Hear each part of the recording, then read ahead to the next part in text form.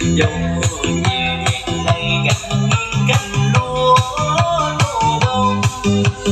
bờ đây đông sương ước mơ trời xanh nhân nhân ca liêu lo tung tăng nắng mai nhàn hoa ơi hồ ơi hồ ơi hồ ơi anh mời em ghé thăm chốn đây một lần mời em về quê anh có tiếng ca đậm tình tiếng ca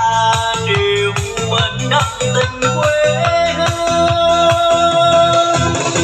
mời em đến thăm quê anh mùa lúa chín hương rộn ràng biển hồ lơ gặt vui gặt hái đơn giản đẹp áo ba trắng xóa bàn tay nhiều nhạc nhanh nhanh các nhánh lúa thơm ngát hương hai mùa